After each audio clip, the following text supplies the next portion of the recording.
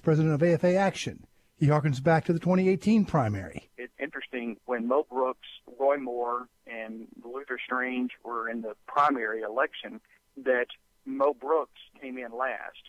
And so if Mo Brooks were to win in a primary election, then how far would the Republican establishment go to protect Mo Brooks from the potential attacks of the Me Too movement like we saw come out against Judge Roy Moore? And Chambers thinks either Brooks or Moore could defeat Jones next year. If the Republican establishment, one, would not fight against Mo Brooks or Roy Moore, and two, if they would go in and actually campaign for Brooks or Moore. So I think it's possible. But Chambers says there's also the potential for Jeff Sessions to run to get back his old seat, which would make the primary race more complicated. A report says new information could give clues into last year's Lion Air crash. Day before the deadly Lion Air crash off the coast of Indonesia in October, the same Boeing 737 MAX 8 plane had a different crew struggling to control a dive. They were saved, according to a Bloomberg report, by an off-duty pilot who happened to be in the cockpit. He realized the anti-stalling flight control system was malfunctioning and directed power to be cut from the motor, stabilizing the plane. That move, said to be part of a checklist pilots are expected to memorize. The incident not mentioned in the report from Indonesia's government agency. Lillian Wu, Fox News. For American Family News, I'm Rusty Pugh. Pastor D. The Back to God movement always reminds people that we got to know who we are and whose we are. And we are children of the Most High God. Made in his image and likeness. That's what Genesis 1:26 says. Made in his image and likeness. So that means if Yeshua could walk on water, guess what? We can too. Each weekday at 4 o'clock Central on Urban Family Talk. And let's get back to God.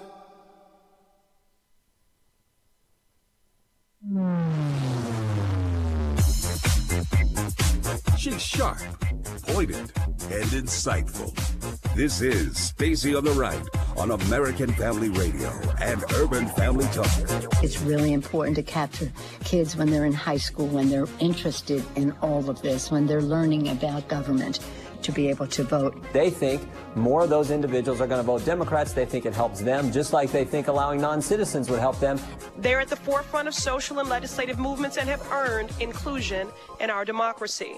What is the problem? We had the biggest election turnout since 1966 last year. If the idea here is to make it more likely we have a higher turnout, it seems to me that's happening.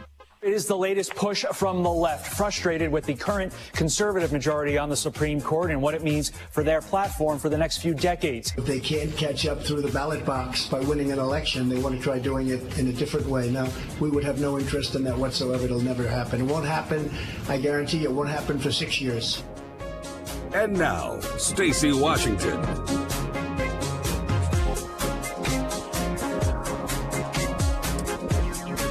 Welcome to the program. It's me. I'm back. And I'm here on American Family Radio and Urban Family Talk. And we have a wonderful program planned for you today. We're going to dive into a number of issues that you heard kind of coming in there at the top of the show. This electoral college debate, it's really a non-starter. It's unconstitutional, and Democrats know they don't have the votes to get it through the traditional method that it would require, meaning, to amend the Constitution to change it. So they want to do this voter compact, and we talked a little bit about it earlier this week. We'll delve into it a little bit more. We also have a wonderful first time on the program guest for today. We're going to be speaking with Congressman Barr. Now, I want to first just programming note from yesterday. I was talking about Victor David Hanson joining the show, and he will, but not today. He's had a scheduling change that is preventing him from joining us, so he will not be on with us. He will join us another day. We're still working on what day that will be, and I'll update you on that as soon as I know. But Congressman Barr will join us, and he will talk with us about just, first of all, impeachment. Now, Congressman Barr has a really interesting history having to do with impeachment, and let's not mince words here. We actually want to have people on the program who can discuss impeachment with us from the perspective of where we are. We also want to kind of have moments, if you will, where we delve into the legalities of it. We often have our heritage guests come on and talk to us about the legal side. And so this interview today is going to be pretty interesting because we're talking about, someone who's had the experience of being on the impeachment team when it was President Clinton. And so that perspective aids us in the discussion that we're having, because even though I think it's highly unlikely that the Democrats actually impeach the president, I know they want to, but they don't have the support of their leadership, and it's going to be very hard to do because some of the people who actually want to be reelected, those congressmen are going to have to look to Nancy Pelosi for her leadership, because she will be integral in making sure that they get the fundraising and all of the ducks lined up with the party to make sure they can gain reelection. So those individuals will not want to do impeachment. Newly elected members who come from the Trump states, they ran on moderation. They did not run on impeaching the president. They also will have a difficult time selling that to, really, they'll have a difficult time selling it at all, if you think about it. So Congressman Bob Barr was actually the impeachment manager for President William Jefferson Clinton. He's a former member of Congress from the 7th District of Georgia. And he's the president and CEO of the Law Enforcement Education Foundation, which we love. We love that group. And he's a board member of the National Rifle Association and a founder of Liberty Strategies, LLC. So he'll be joining us and to talk about everything having to do with this push for impeachment. And I can't wait to get into that. We're also going to cover this push by the Democrats to change the very structure of how our country runs and operates, not by the constitutionally mandated means of, getting 2/3 of the states to agree to amend the Constitution, not through a constitutional convention, which I'm not in favor of. But obviously there are mechanisms provided by the founders for making these types of huge changes. And so I was reading this morning on a little group that I get like little email notifications from, and they were sharing that there's this phenomenon, right? That we tend to think that because President Trump lost the popular vote by 3 million votes, that there are people running around the country. When I say we, just other Americans, some Americans believe that those 3 million voters were disenfranchised. And that might seem to be the case. But remember, 1/4 of the population of California are illegal aliens. 25% of the people who live in California are in the country illegally. And they allow those people to have driver's licenses and other things that you could, they use the same kinds of documents to get their kids into public school and to, pay for hospital bills. And really they're operating within the country. California is as close as it gets, besides sanctuary city policies in Chicago, Illinois, to full citizenship. The idea that they're not voting, it's just like, I have swampland in Florida that I want to sell to you if you think that none of the illegal aliens are voting. They're acting like citizens in every other way. And so the conversation that was being had, which I was just reading through everything, and it occurred to me, that this is something that Americans aren't hearing. The fact is, if you take California out of the equation, and really, isn't it logical to say that you don't know how many of those 3 million votes are illegal aliens? But the majority of the 3 million votes that put Hillary Clinton over the top on the popular vote, they're all from California. Majority of them, like 99% of them. You take that away, and President Trump won handily the popular vote everywhere else. But there's more than that. We have 3,141 counties in the United States, okay?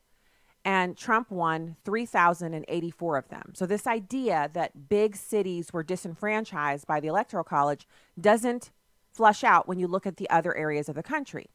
Clinton won 57 counties because, again, the same knife that cuts in one direction, we won the popular vote, cuts in the other direction when you break it down by another metric. And the county metric shows that 57 counties that are heavily populated by Democrats, Democratic strongholds, those were won handily by Hillary Clinton. But everywhere else in the country, it was Donald Trump. Now, there are 62 counties in New York State because New York State is it's a liberal stronghold. People consider it to be completely liberal. But Trump won 46 of the 62 counties in New York State. So he won New York. if you're looking at the popular vote, she won by, and I've seen different statistics that it was 3 million votes by 1.5 million votes. But in the 5 counties that encompass New York City, which is the Bronx, Brooklyn, Manhattan, Richmond, and Queens, Clinton received well over 2 million more votes than Trump. Clinton only won 4 of these counties. Trump won Richmond.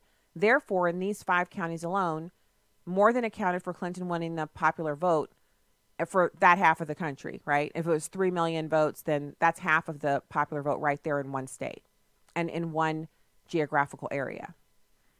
Those 5 counties actually comprise 319 square miles, and the United States is comprised of 3,797,000 square miles. So it would be crazy to suggest that New York or California, and they're big states, they're populous states, they are drivers of the American GDP. Their voters are just as important as voters anywhere else, like New Hampshire or Missouri or Arkansas or Mississippi or any of the other states. But they're not important enough for us to abolish the electoral college system, which is integral to what we have here in this country.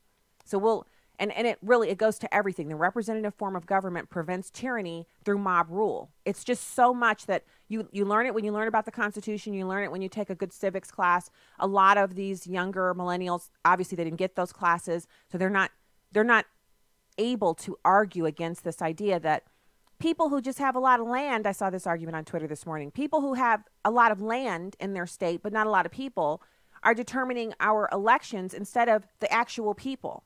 We want one vote to count as one vote. Well, in order to make that happen, you need the Electoral College.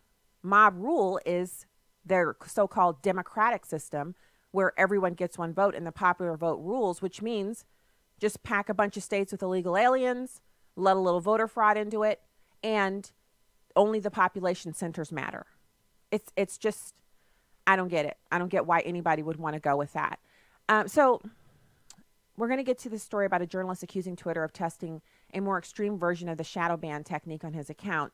But first, I want to just touch on really quickly, we discussed it yesterday about the horrible slayings in the mosques in New Zealand.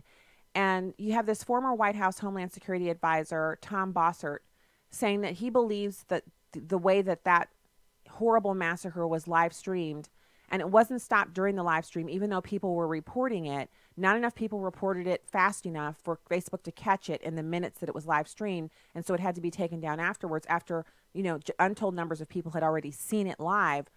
He says we need a delay in the live streaming on social media. It's number 2. Yeah, it's extremely difficult. And I think the difference between content, which is hard to monitor and police, and video traffic might need to be explored a little here. And I've thought about this quite a bit, George. I think it might be time to think about delaying or forcing those providers to delay live broadcasting or live streaming. There's a lot of benefits that can come from individuals broadcasting from their telephones, but there's no negative or downside to forcing some delay into that broadcast. It'll require some time and money, but I think it's something that we should consider. So I'm a person who we live stream a lot. We're live streaming right now. I also live stream sometimes when there's a huge issue or some kind of news story. I'll do a live stream. Sometimes I do it when I have some, good news to share, whatever.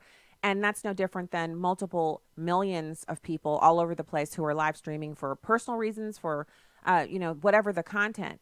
And if they built in a mechanism by which if you're going to live stream, you have to start at, let's say, if you're going to live stream at 2, you have to start at 10 till. And during that 10 minutes, they're going to kind of go over your account and see what you've live streamed before. That would possibly catch some of this because people who want to do massacres would not take the time, or maybe they would. I mean, these psychopaths are pretty crafty to set up a live stream and then wait the required amount of time, whether it's 2 minutes or 10, before beginning the live stream and then starting to kill people. And you have to wonder, would killers do that? It would be effective in one sense, but in another sense, it's not effective because if someone is a killer, they're not likely to have killed before and live streamed it on Facebook. If they're planning on doing it for the first time, they're probably not going to have any issues with their account. It would also involve, it sounds like to me, just logically speaking, that they would say only certain accounts can live stream immediately. anyone who's never had a live stream or doesn't have a record of live streaming certain content, that they can kind of say, okay, this person reliably live streams it every day at 2:00, then, you kind of have to earn your way up to being able to live stream live, which opens them up for all kinds of attacks and criticisms on how they're judging who can live stream and who can't. It also could be used as another mechanism of suppression of different kinds of ideas. And I don't know, with Facebook, I kind of go back and forth because they do tend to tamp down the distribution of my live stream content. And I know they're doing it because I can look at the numbers from I have all the data right there inside Facebook. You can just go in and see how they allow my live stream to go out, and then they don't. And people have messaged me and said they sent a survey to me after your live stream popped up in my feed. I got a survey saying, does this offend you? And, so that they're intentionally looking for people who are offended by what I'm putting out, and then, reducing the distribution. So it's another way, if we go in that direction, it's another way that they would suppress conservative content, in my opinion. But that is really a small concern when it's put up next to this idea that right now, the way they have it set up, it encourages these monsters to, do these things. And what we don't really pay attention to, because it's not really, reported in the news a lot, is that the content moderators for Facebook, we talked about it a little bit on the show, I think it was a couple of weeks ago before CPAC. We talked about the story out there about the content moderators and how they all have PTSD and they quit after, they can't stand it. They see such vile content. So it's interesting, and I don't know what they're going to do to solve the problem, but clearly it's not going to be an easy fix. All right, we're going to do the encouragement in segment 3. When we get back from the break, we will have former Congressman Barr with us. Stay right there.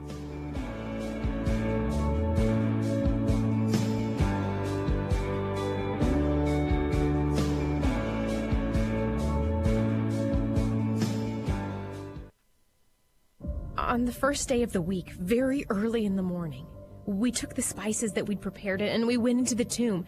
We found the stone rolled away from the tomb. When we went in, we didn't find the body of our Lord Jesus. Who took him? Where is he? Who took him? Why do you look for the living among the dead? Where's Jesus? He's not here. He has risen.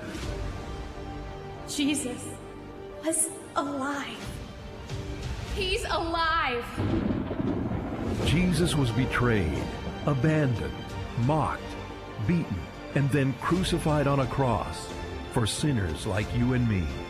The Son of God was buried, and after 3 days, he rose from that grave. American Family Radio encourages you to rejoice in the glorious reality that our God is a living God. Hi, I'm Crawford Loritz with the Legacy Moment. One day I took one of our grandsons to see an animated children's movie. He was 2 years old at the time. I thought that because he was a toddler, he'd get in for free. I was thinking, he's a little guy. He'll sit on my lap. Why should I have to pay for him? But the lady said to me, "Sir, not a chance. His ticket costs as much as mine cost." That incident reminds me that a relationship with Christ is non-transferable. Nobody can sit on laps and make it into heaven, can they? In Judges chapter 3, there are 3 incredible mandates for every succeeding generation. Verse 1, "Now these are the nations which the Lord left to test Israel by them, in order that the generations of the sons of Israel might be taught war, those who had not experienced it formerly." Verse 4, "And they were for testing Israel to find out that they would obey the commandments of the Lord, which he had commanded their fathers through Moses." Now verse 7, "And the sons of Israel did what was evil in the sight of the Lord, and forgot the Lord their God, and served the Baals and the Asherahs." So application number 1, every generation needs to be taught to fight. We cannot fight the righteous spiritual battles for them. And remember, our enemies are not human. Secondly, every generation must be taught to obey God for themselves. We can't obey God for our children. Then thirdly, every generation must be taught to be holy. Our sanctification does not cover them. Our relationship with God does not cover them. Well, here's what I want you to remember today. A relationship with Christ is non-transferable. Let's not make assumptions about our children. Let's encourage them to passionately pursue the Savior for themselves. Legacy Moment is a production of Moody Radio.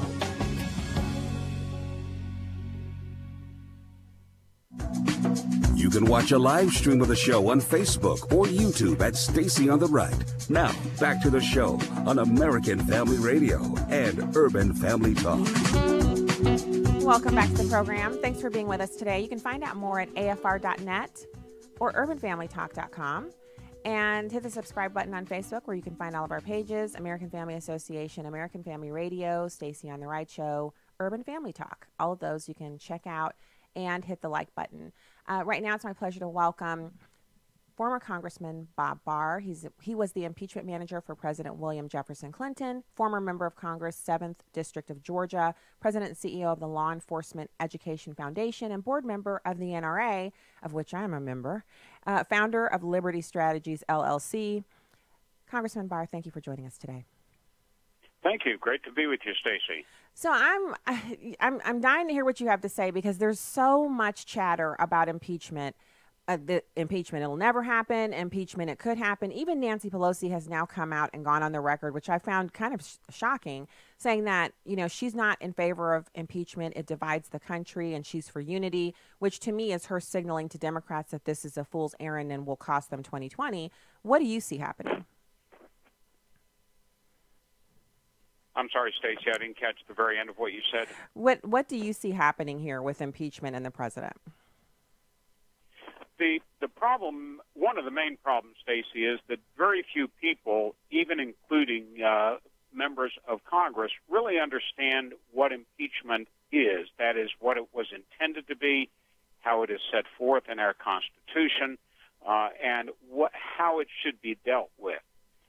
Impeachment does not have and should not have anything whatsoever to do with the behavior of a president or other high official in the government over policy disagreements, over an interpretation of a particular statute, many of which, of course, are subject to differing interpretations, nor should impeachment have anything to do with actions undertaken allegedly by a president before assuming office. Impeachment is the sole method within our constitutional framework for punishing a president for actions that are high crimes and misdemeanors while in office, not before he was in office and not afterwards, obviously. So what is it that the Democrats, I know they're setting up for impeachment proceedings, and they've sent out these 81 or 89 subpoenas, which it's funny, they've only gotten 8 back. The deadline has passed.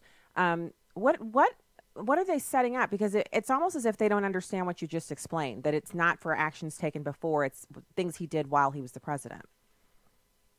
That's a very good question, and it's difficult to tell, Stacy, whether it is because they don't understand what impeachment is or they do and they want to go after Trump anyway. If you look at some of the areas that they already, the Democrats, that is, in the House, already have identified as subjects for investigations, many of them have nothing to do with what President Trump has done or even allegedly has done while in office. They have to do, for example, with business dealings that preceded his swearing in on January 20th of 2017.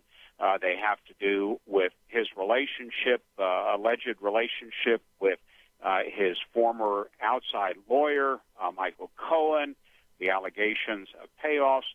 All of that has nothing to do, or should have nothing to do, with whether or not there ought to be an impeachment inquiry. Now, the gray area in that context, of course, could be were there actions undertaken by the president in furtherance of alleged criminal acts, say campaign finance violations, before he assumed office, but in which he engaged as a cover-up or a conspiracy while in office.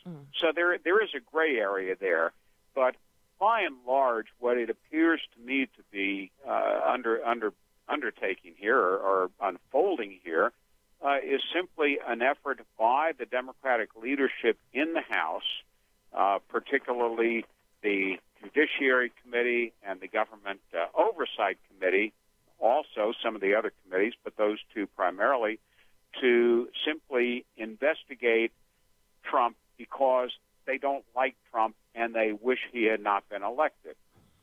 So a reversal of the election, which I find it kind of comical that this is the action they're taking, and prolonged, sustained resistance to just allowing him to govern for, the term he's been elected for, which is 4 years, after they were the ones that made a huge deal about President Trump saying he'd have to wait and see what happened during the election as to whether or not he would accept it, which coincidentally, there would have been nothing then candidate Trump would have been able to do had Hillary Clinton won the number of electoral college votes. He would have still been a private citizen, and the media wouldn't have helped him. Congress wouldn't have helped him. The DOJ, no one would have helped a regular guy, a businessman who lost the election, try to resist Hillary Clinton being sworn in and governing this country. But they're doing the exact same thing for Hillary Clinton through this impeachment proceeding, drumming this up. I suppose one has to have at least a certain cynical sense of humor when you look at this. There is no consistency in what the Democrats appear to be doing, and their efforts. For example, I've been criticized, in my efforts to defend President Trump against impeachment, because to me, at this point, there is no evidence of impeachable offenses. People say, Democrats say, well, Barr, you led the impeachment of President Clinton. Well, that's true, but in the case of the impeachment of President Clinton back in 1998, that impeachment, those articles of impeachment, followed a very specific, very careful, and very exhaustive investigation by the House Judiciary Committee, based largely on the report submitted to the Congress by then independent counsel Judge Ken Starr, that established actual violations of federal laws by President Clinton while he was in office. It had nothing whatever to do with allegations that he had done something while not in office. So the two are very different. That is, the current investigations of President Trump by the Democrats seeking to simply, they're basically doing what Robert Mueller is doing. They're looking for a crime. They're looking for an impeachable offense. In the case of President Clinton, the evidence was clearly established that he had committed criminal offenses while in office, and that's why that impeachment moved forward. So there's also been some conversation on the right among many different corners saying that now that we have this behind us, and it's been decades since then, and we saw the kind of backlash from the American people against the Republicans for impeaching Bill Clinton, that they shouldn't have done it. Do you agree with that? I know it's easy to kind of quarterback from an armchair 20 years later, but do you agree with that, or do you think that's misguided? The impeachment of President Clinton was entirely appropriate in 1998 when the House voted 2 articles of impeachment against him, and it is entirely appropriate and responsible that Congress, the House of Representatives, did that even today. As we set forth, for example, in pre-impeachment hearings in the House Judiciary Committee back in 1998, there were numerous instances in which federal employees and federal officials had been prosecuted criminally for precisely the type of obstruction of justice and perjury in which President Clinton had engaged. And folks that claim that we were going after Bill Clinton for his personal misdeeds are entirely off the mark.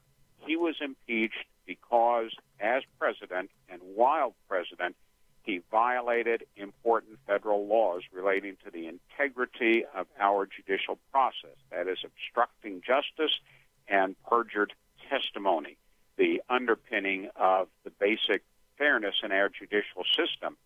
So I rest very comfortably at night 20 years later, having been a part of the impeachment and Senate trial of President Clinton. You know, I just think it's interesting because it's almost become popular to say, like people say it on television and, you know, everyone on the panel kind of nods like, yeah, that was a total mistake. But there were, I remember it because at the time I was kind of on the fence a little bit, still mainly a Democrat, but I was really shocked by what President Clinton had done. And I thought to myself, you know, would I hate this if it was a Republican who'd done this? And I kind of felt like I would have. And I was embarrassed, not just for the country, but specifically for Hillary Clinton, who at the time I had a much more favorable outlook towards her. And I felt like the impeachment really toned him down, like he stopped philandering, you know, for that time frame.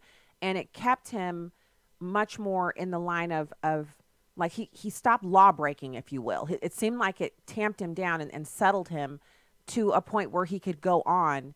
It was divisive, but it seemed appropriate to me then. And now here we are, and people are saying we shouldn't have done it. And then they come behind that with this idea that neither should the Democrats do it to President Trump. But I don't see any similarities there. I don't see President Trump as having done the same things while he was in office, anywhere close to any of that, to what we saw from Bill Clinton when he was president. I agree with you. And again, it goes back to the purpose of a prosecutor and the responsibility of a prosecutor and the responsibility of the House of Representatives. As you know, an impeachment is similar to an indictment. It charges an offense. It doesn't prove the offense. It charges the offense, which is basically what an indictment does. And the problem here is, with regard to Robert Mueller and his investigation, and the investigations that seem to be moving forward now toward a potential impeachment in the House, is both of these activities, both tracks, are a prosecutor in search of a crime, and that is not what our judicial system is supposed to be, whether one looks at impeachment, which is the way our Constitution provides to punish a high public official, federal official, including the president, while in office, and the way a federal prosecutor, and I served under Presidents Reagan and Bush 1 as the U.S. Attorney in the Northern District of Georgia. My job then, and my job as a member of the House in 1998, was not to go out and find an impeachable offense or to find an indictable offense. It was to carefully, methodically review evidence brought to my attention by investigators, as the U.S. Attorney, by the FBI, for example, and in the impeachment of President Clinton, material brought to us after extensive investigation by Ken Starr. And based on that body of evidence, as a U.S. Attorney, I moved forward with cases, and as a member of the House Judiciary Committee, moved forward with the impeachment based on substantial, incredible body of evidence. So how do we, I guess there is no way because the Democrats control Congress, and so they're going to, factions of them are going to continue on with this impeachment, and also the investigations. Like there are these, and I don't know if your expertise covers this, but there are these huge movements in some heavily liberal-dominated states to say that President Trump's name can't appear on the ballot unless he provides 5 years worth of his, tax returns from whatever year. I don't even know what the parameters are, but they're saying they're going to keep President Trump off the ballot in 2020 if he doesn't provide these things. Is that lawful? Can they do that? Here again, another very, very important and fundamental question.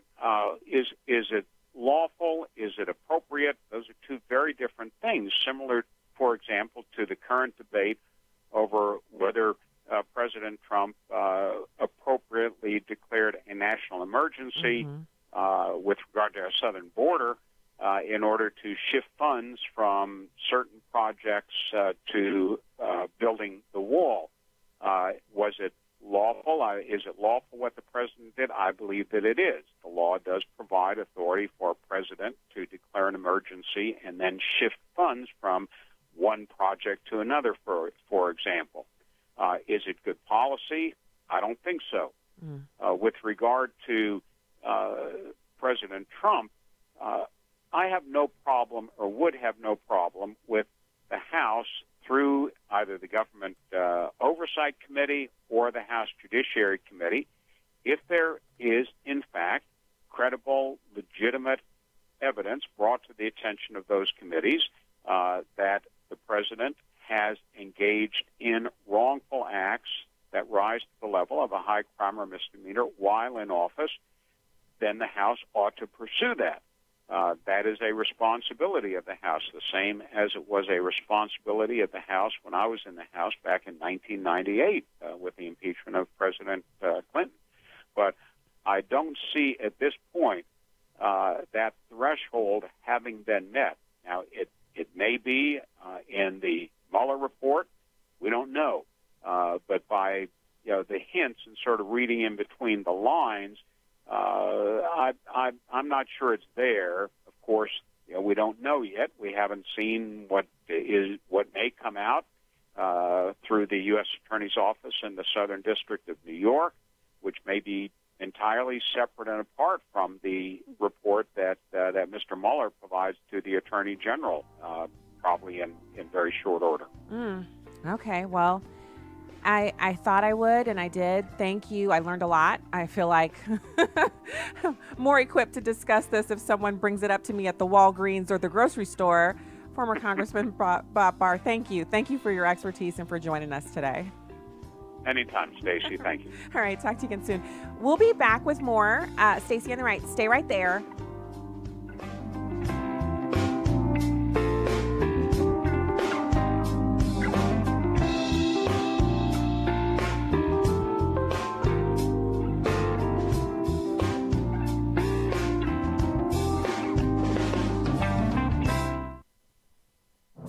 This is Uncommon Moments. Here's former Super Bowl winning NFL coach Tony Dungy and his wife Lauren sharing from their book Uncommon Marriage. Prayer is vitally important in a marriage. After I was named head coach of the Tampa Bay Buccaneers, Lauren and I felt pulled in 1,000 different directions. Prayer really helped us during that transition. We prayed on the phone together during the day, and the kids and Lauren would pray together in the evenings as a family on the nights I came home late from practice.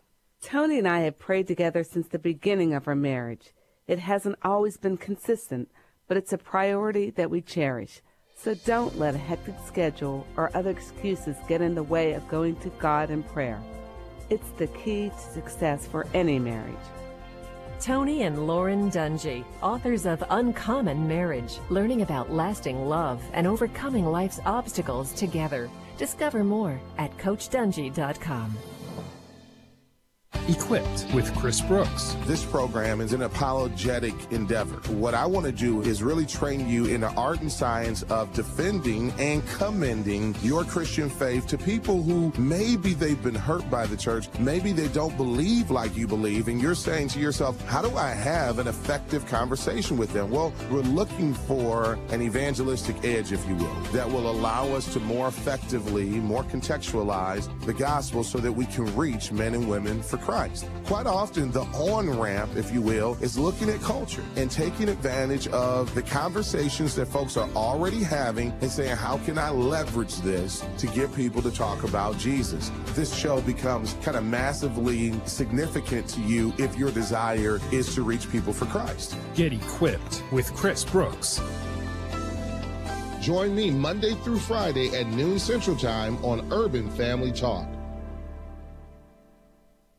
This is Poll Paris with Fox News Director of Polling, Dana Blanton. When President Trump took office, 1 out of 3 voters didn't think he would finish his term. Today, over 2 years in, 1 out of 4 still feels he won't make it. And even while President Trump is gearing up for the election, 14% don't think he'll run again. Many more, 53%, hope he won't.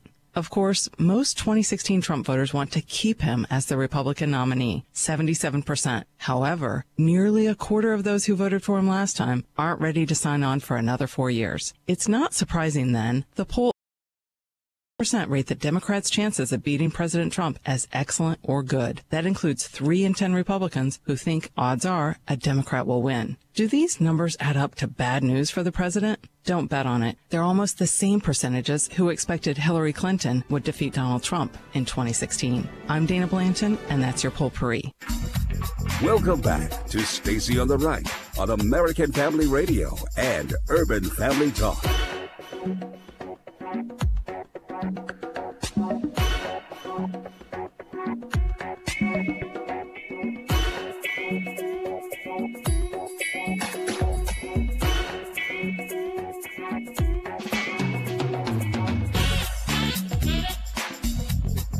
Welcome back to the program. It's my pleasure to welcome our next guest to the show. So this is where the rubber meets the road, right?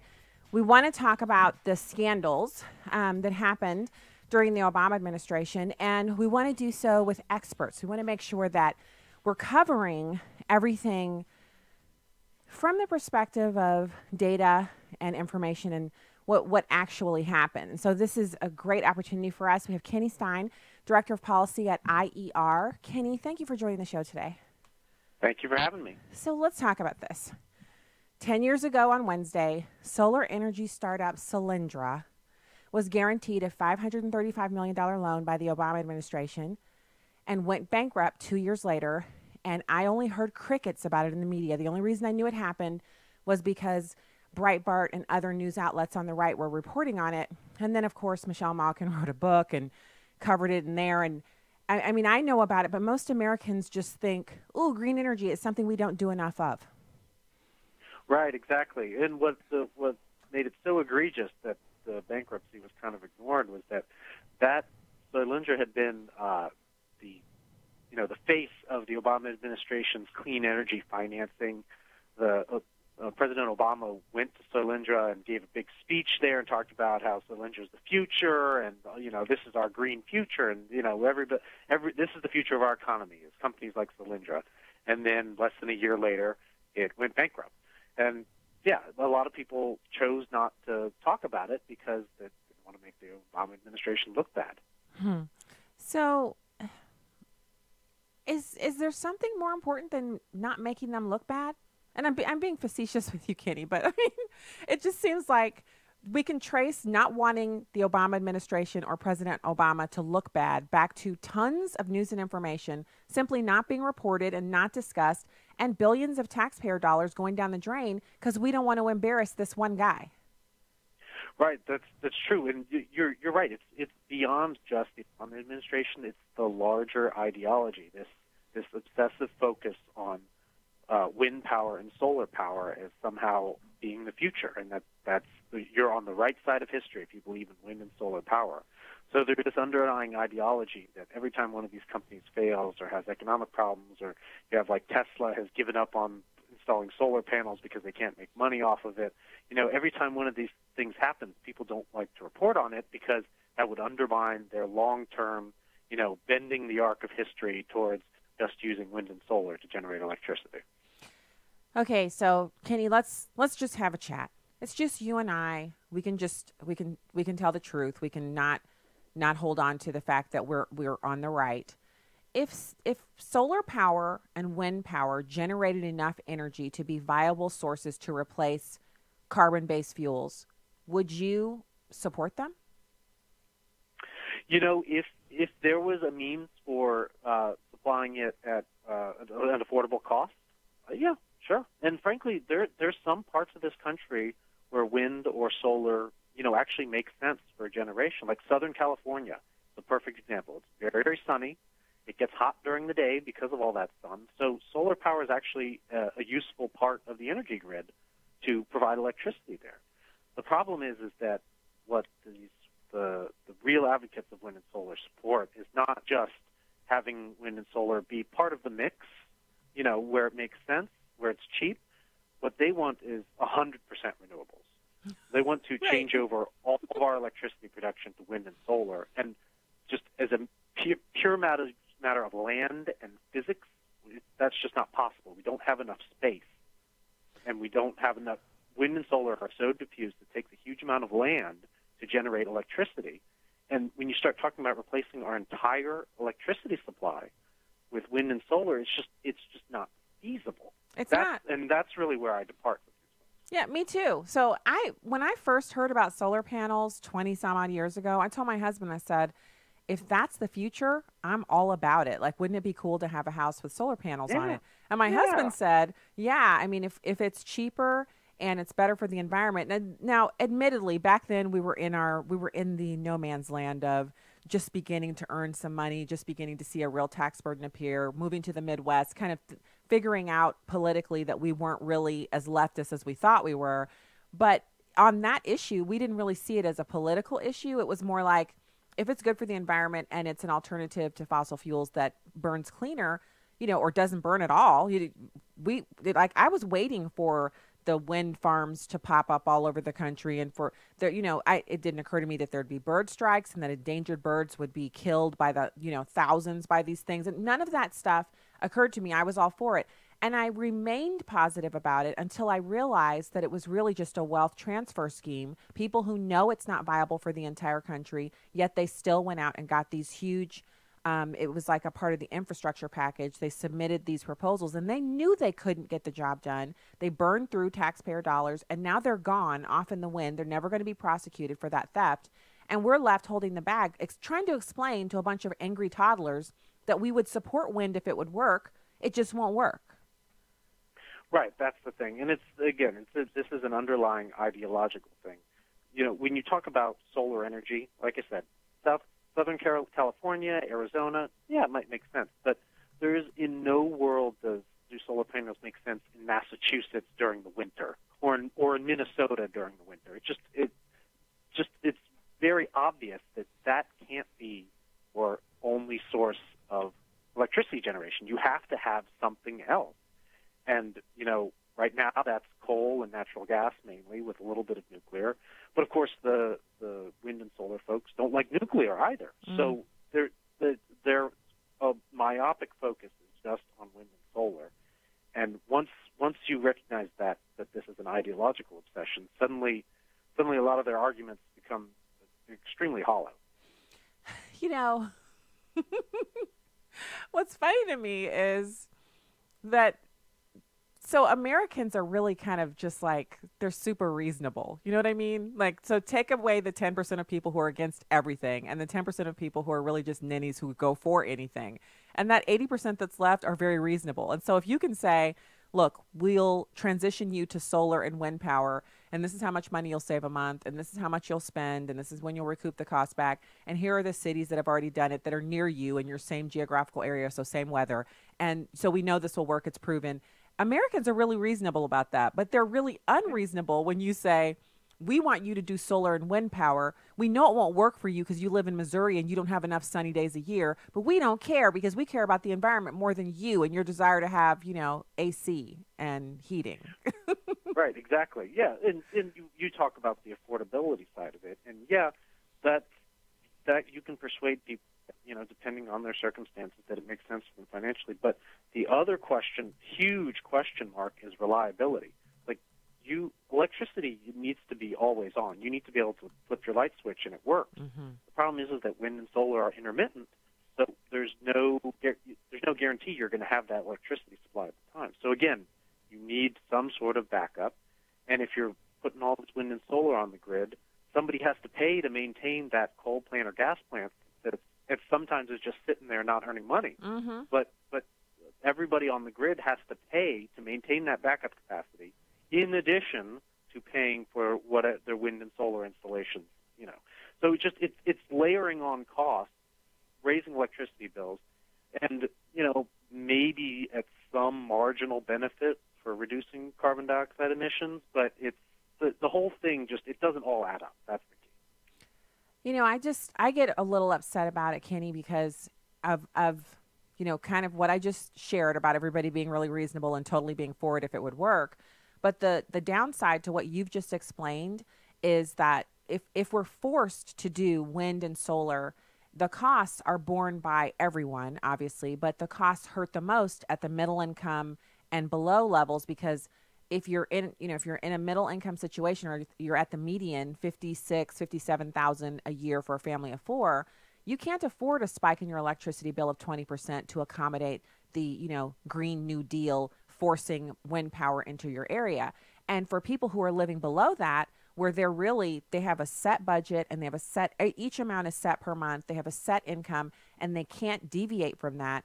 This is something that can destroy their entire budget and make it so that they can't keep their electric on or their gas or whatever utilities they have. They have to start juggling and paying this one and paying that one. And when your stuff's shut off, then you have to pay fees to get it cut back on. And people who are living, where they have a set income, this is the worst for them. Yet the Democrats claim that's their constituency base. They're the people they're protecting.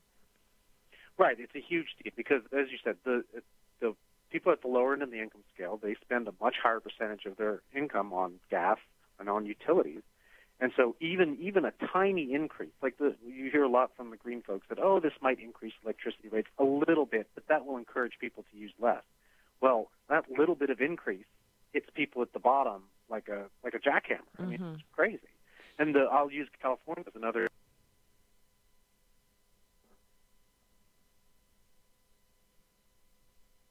Okay, I'm not sure if we lost him. Air conditioning 2 or 3 times.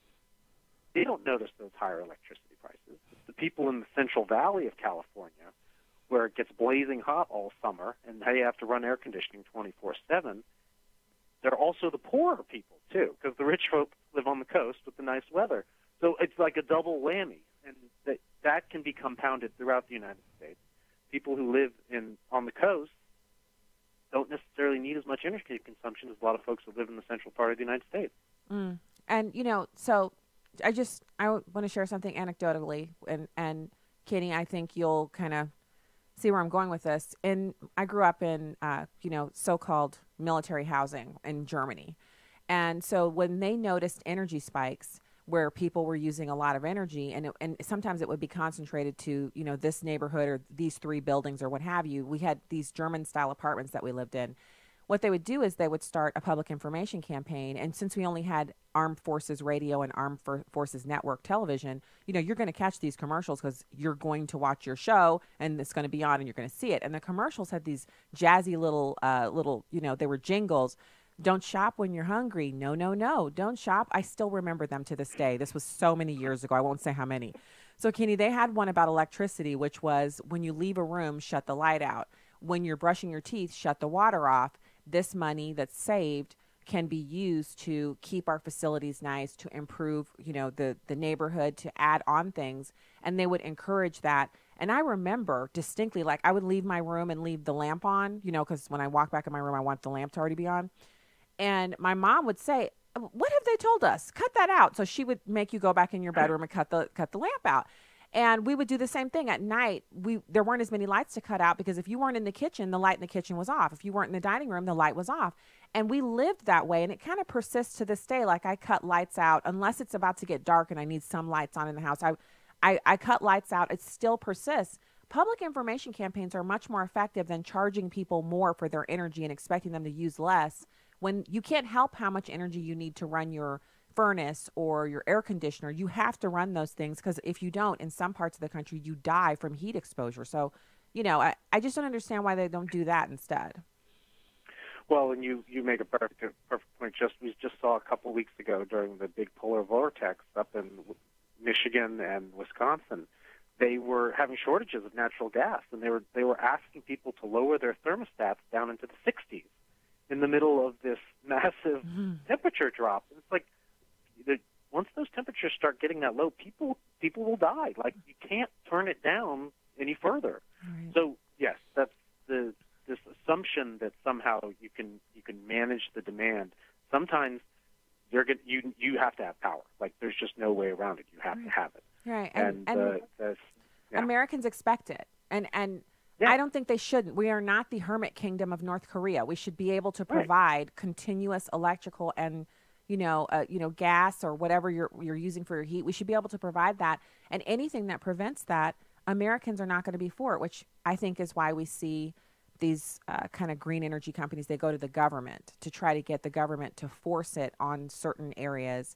and it always fails. And so I'm really glad for the work that you're doing in reporting on this. And thank you so much for joining the show today, kind of last minute, but we got you in. It was great to talk to you. I hope to talk to you again soon. Kenny Stein, Director of Policy at IER. Thank you for your time today. Thank you for having me. All right. We'll talk again soon. So we had a little bit of, as I mentioned before earlier in the program, we had Victor Davis Hanson, which I was so excited to speak to him, and I still am, and I'm hoping that we'll be able to get him on soon. I'm not sure when. Still working that out. Demetrius, associate producer, is working that out. So hopefully we'll get that settled, and I will update you on it. And so now we're getting close to the end of the first hour, and I want to make sure and give you, I had pulled this scripture out today. If two of you on earth agree about anything you ask for, it will be done for you by my Father in heaven. And that's Matthew 18:19. And so we discount this, and there's nothing wrong with praying by ourselves. In fact, we're called to pray and speak to our Heavenly Father and to develop that relationship. We have to do it. Don't stop doing that. And that's a continual conversation throughout the day that we continue to talk to Him. And I notice the difference when I don't. So it's a good habit. It's one of the best habits. But there's power in joining together with someone else and confessing what you're going through, and then the two of you praying together and seeking God's face. Don't forget that. That's Matthew 18:19. If you're leaving us now, God bless you from the heartland. If you're sticking around, onenewsnow.com, news and information up next.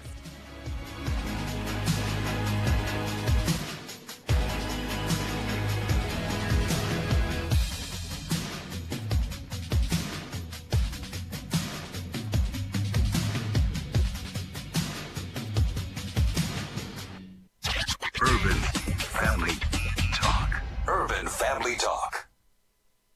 Secular progressives in the United States have worked to alter the very nature of our republic. For the progressives, there are no longer any God-given natural rights. AFA Executive Vice President Ed Vitagliano helps you understand the progressive threat to the American Republic. Get your copy of this powerful DVD from the AFA Cultural Institute at afastore.net.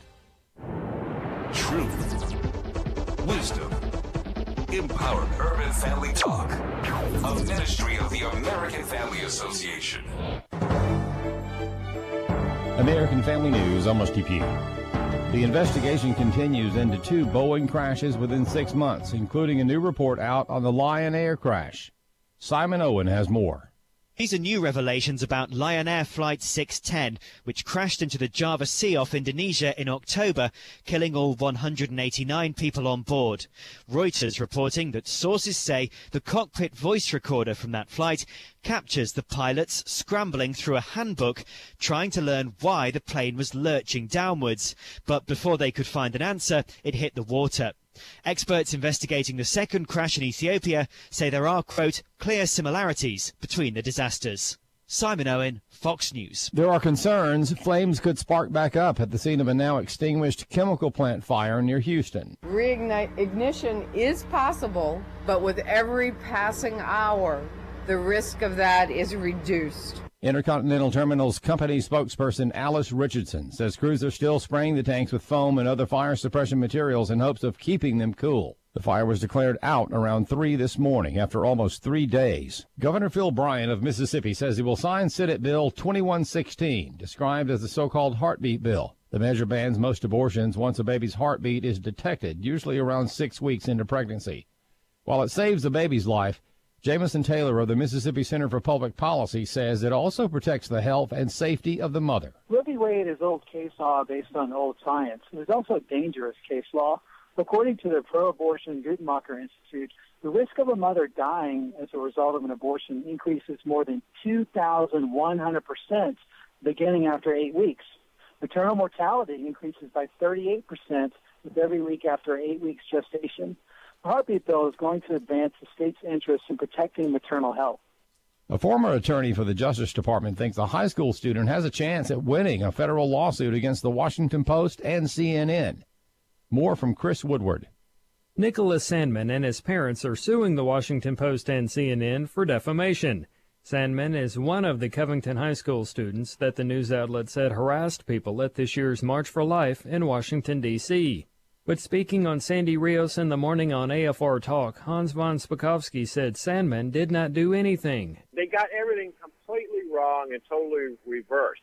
That's an important fact, because they got the facts of the story wrong and condemned, Sandman as this horrible racist, and they particularly went after him. Why?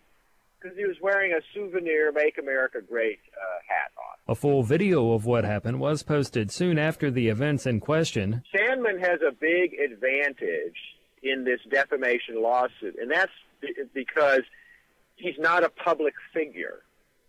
All you have to prove is that what CNN and Washington Post said about you was false. And no one should think it's going to be easy, because both the Washington Post and CNN have a lot of money that they can pour into defending this suit and making it as difficult as possible for Sandman and his family to win. But legally, if they can persevere, I think Sandman actually has a chance of winning this. I'm Chris Woodward. And finally, here's George Brown with the latest weather update. A couple of spots of wet weather we'll be watching Wednesday night into Thursday, particularly across the Rockies. We'll see in the higher elevations some snowfall, but mostly rain through Colorado, Utah, parts of New Mexico, and northern Arizona.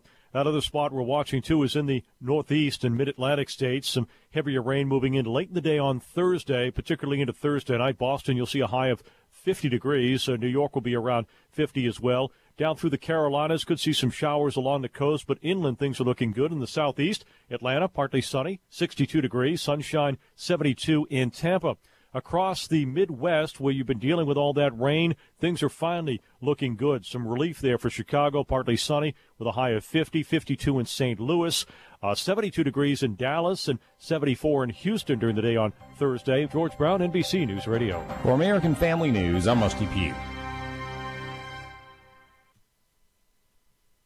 One goal is that we're hoping that believers will come to learn more about prayer and more about the vital place it's to have in the life of every single believer. Pastor Joseph Parker of the Hour of Intercession. Each and every one of us is called to live a life given to prayer. All of us are wise to make prayer a big part of our individual lives, and we're wise to make it a big part of our life in our families and in our homes.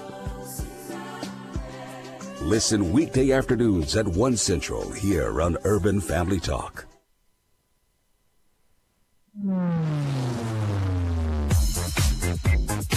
She's sharp, pointed, and insightful. This is Stacy on the Right on American Family Radio and Urban Family Talk. It's really important to capture kids when they're in high school, when they're interested in all of this, when they're learning about government, to be able to vote. They think more of those individuals are going to vote Democrats. They think it helps them, just like they think allowing non-citizens would help them.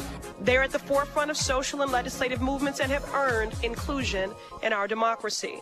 What is the problem? We had the biggest election turnout since 1966 last year. If the idea here is to make it more likely we have a higher turnout, it seems to me that's happening. It is the latest push from the left, frustrated with the current conservative majority on the Supreme Court and what it means for their platform for the next few decades. If they can't catch up through the ballot box by winning an election, they want to try doing it in a different way. Now, we would have no interest in that whatsoever. It'll never happen. It won't happen. I guarantee you, it won't happen for 6 years. And now, Stacy Washington. Welcome. Thank you for being with us. That was a whirlwind first hour where we had two guests on during first hour. We don't normally do that, but I was trying to find a guest to fill in from where we had our cancellation today, and I ended up with two bang on great guests. So it was really a great opportunity. We do have the call lines wide open for you. If you want to call in and talk about anything so far from the show or any subject at all, 866-963-2037, 866-963-2037. If you want to join us. We missed a bit, so let's catch up with that. You heard some audio about the Democrats wanting to change the structure of the United States, and it's to win elections. And I think it's just interesting and worth pointing out that the Democrats don't know how to lose. So when the Republicans lost to Barack Obama, there was an autopsy report, that went out. And then after we lost again to him with our candidate, there was a lot of soul searching where people were saying, no offense to John McCain, but he was not the right tool for the right job. That doesn't mean he wasn't a good person or that he's not a war hero. It just means when going up against a young, charismatic, diverse candidate, if you will, that was one of the monikers of Barack Obama when he was running and during his presidency. And he had this, popularity that was drummed up for him by the media. It was the late night TV shows and he's slow jamming the news, and his PR arm was mighty.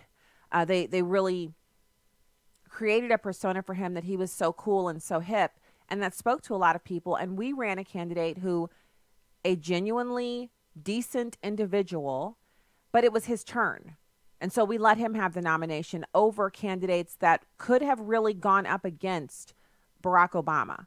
And I'm thinking specifically of a couple of men who they weren't as young as Barack Obama, but they had the verbal acuity and the natural oppositional stance that would have made it possible for them to beat Barack Obama in 2012. And that's just the truth. And so there was a lot of soul searching, a lot of angry people, people were mad that Barack Obama prevailed. I was pretty ticked off about it, but it happened and we moved on. And a lot of the discussion that I heard when I would go to Republican dinners or any kind of meet and greet at all, in luncheons, anything, people were talking about how to avoid that circumstance in the next election and talking about what was at stake, talking about the radical transformations that Barack Obama would engage in since he'd won his second term and he didn't have re-election to think about. And he did. He evolved on gay marriage. He evolved on so many different issues that he was so steady on before, right? And he did succeed in transforming this country, not for the better. And so there are, of course, it's always good for us as a country with our history from slavery and Jim Crow and all of that. We can never take away the fact that it's a good thing that we had so many Americans, specifically the white Americans, because they're the ones who put him over the top, who voted for a black president. That happened. That's a part of our history now. Whether or not they were misguided in voting for him, or as someone just recently wrote me, he's not the first black president because he's biracial.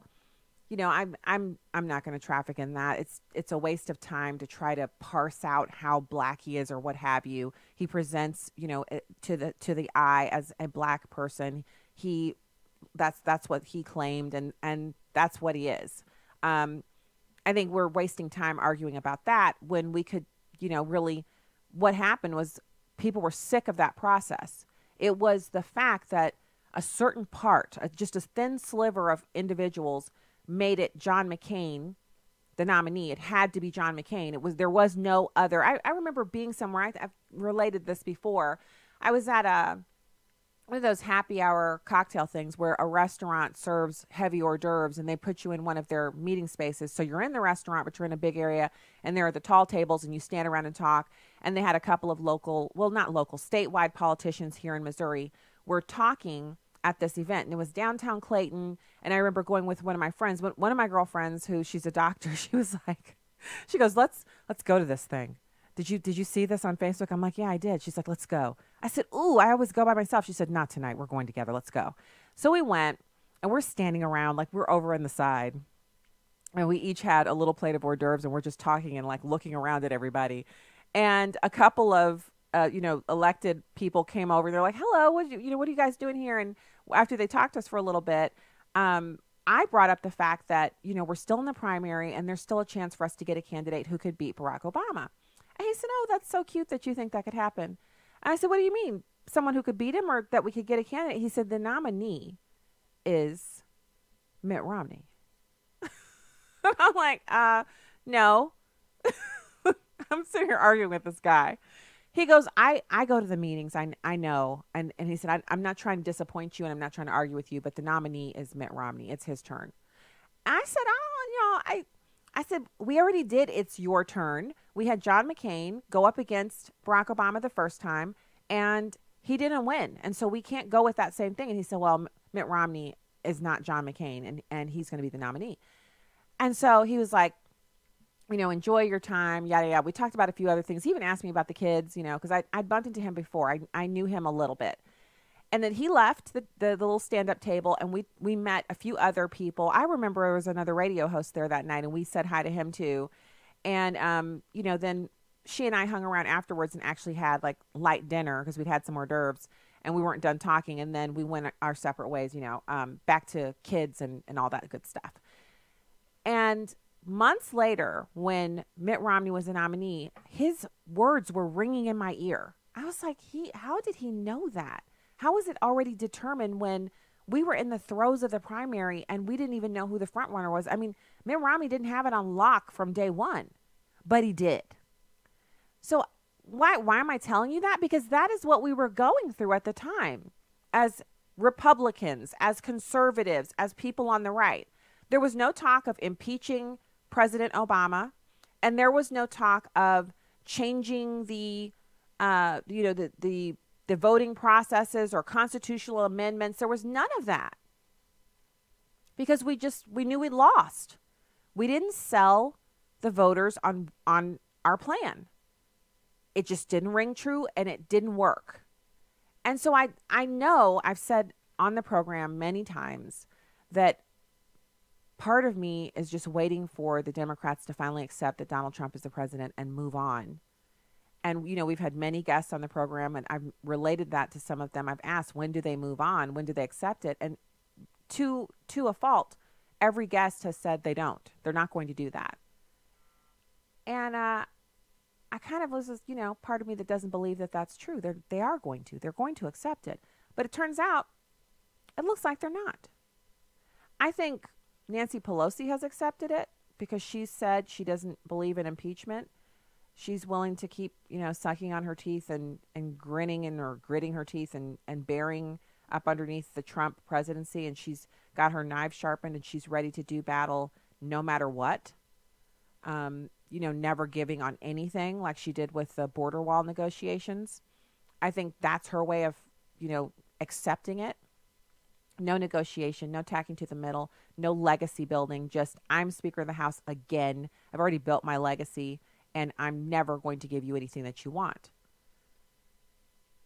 But the Democrats themselves are not in the vein of actually making that transition because they're still talking about impeachment. And as you heard from our guest, former Congressman Bob Barr, he outlined very clearly what the impeachment mechanism is to be used for, and we do not have evidence of that, and we're not going to get it.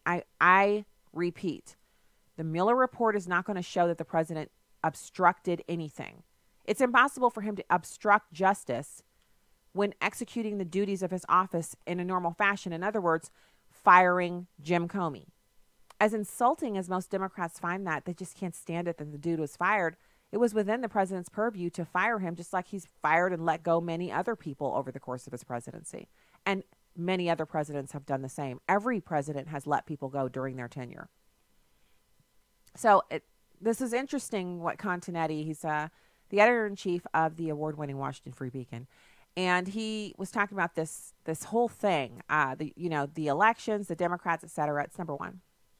The Democratic argument isn't with any single one of these things. It's not only with the Electoral College. It's not only with the 26th Amendment. It's not only with the state of the Supreme Court. It's not only with the equal representation of small states in the United States Senate. The Democratic argument, Brett, is with the Constitution of the United States of America. And the argument is because the left cannot win its arguments when they present them publicly. And so in order to win, they need to change the structure. You heard Mayor Buttigieg right there say, the structural change necessary. Well, what structure are they changing? They're changing the Constitution of the United States, whose structure is there to preserve individual liberty. Barack Obama said he was audacious. This is audacity. It is audacity. And not in the same vein, like when Barack Obama said he was audacious, he was pointing to the fact that he won an election on a nebulous concept that really meant nothing, hope and change. It meant nothing. And so you could ascribe to it almost anything because it had no true meaning. So for one person, hope and change meant, remember, he's going to lower all of our rent. We're going to get Obama phones. Other people were like, well, the hope and change means we're going to have structural change in our policy about, same-sex marriage and all that stuff. We're going to make abortion more widely available, and we're going to give Planned Parenthood more funding. Everybody had their own idea about what that hope and that change was going to be. And it was very effective because people they didn't even stop for a second and say, hope and change what? Hope and change to who? And how do we all get on the same page on that? I'm not against hope or change, but I'm definitely against what we've seen under President Obama, but we still didn't try to unseat him or undo the election. We didn't do that. And I can't get behind the way we're seeing this crack out with the Democrats and the way they're behaving. I just can't get behind it. So we're going to have some audio from Bill Bennett, who talks about the Electoral College, which is another thing that the Democrats want to change. And we'll talk about the record $120 billion being sent home to the top nations, 3 top nations, flooding the United States with illegal immigrants. There's a connection there. And I was privy to a really wide-ranging argument this morning about how, it's not our place to say that we should tax those remittances because those people have every right to do whatever they want with the money that they've earned. And I tend to disagree with that because if you're in the country illegally and you've broken laws to get in here, and illegal aliens tend to be higher users per capita of public and social services, social welfare services, etc., and their kids are getting free educations in public school, and their kids are coming here and getting literally being born here so they can have citizenship. No, you don't have a right to ship billions of dollars home. Notice 120 billion is just a scotch less than the 134 billion that we spend on illegal immigrants every year. So while they're sending 120 billion back to 3 nations, we are spending 134 billion on them. How do you like that, taxpayer? All right, when we get back, we'll have more for you, and we'll take some calls, 866-963-2037. Stay there.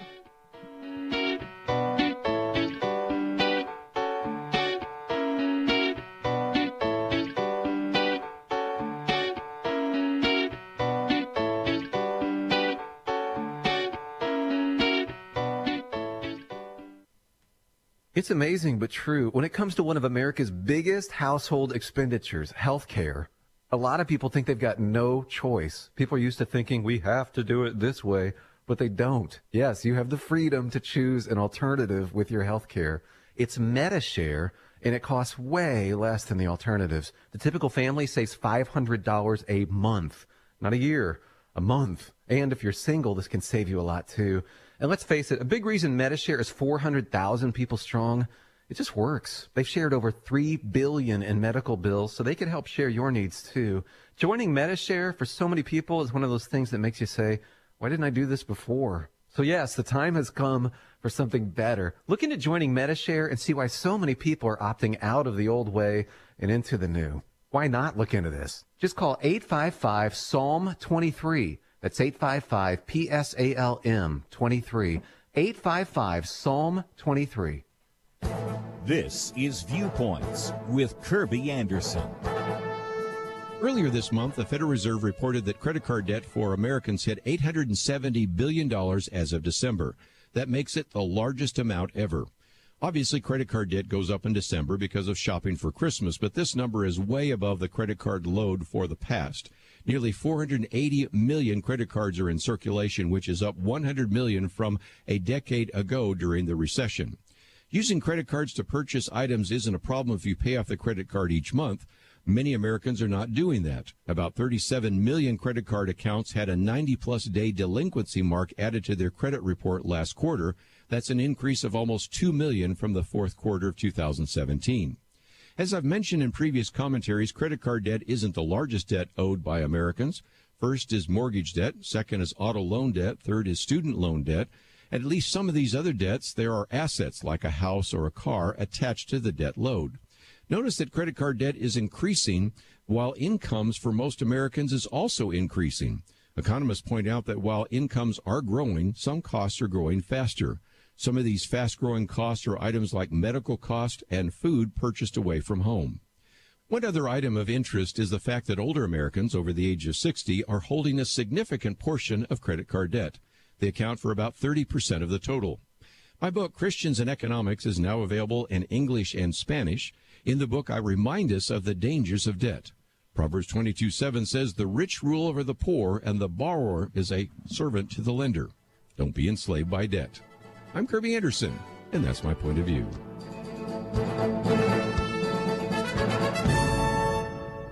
For a free copy of Kirby's booklet, A Biblical View on Socialism, go to viewpoints.info/socialism. That's viewpoints.info/socialism.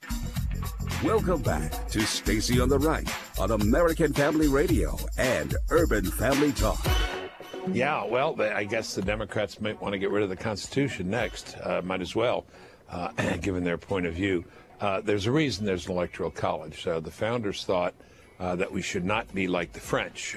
Alexis de Tocqueville wrote in his great book, Democracy in America, that France is governed by this large entity called Paris, and that it's like the head of the spider, and the other parts are the thin legs.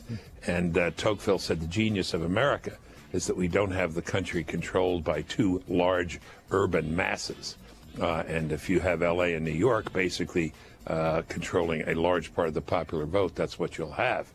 Differences are different and in different regions of the country, and the founders understood that. By the way, something very few people know, the popular vote was won by Hillary Clinton. However, almost all of that margin was in the state of California.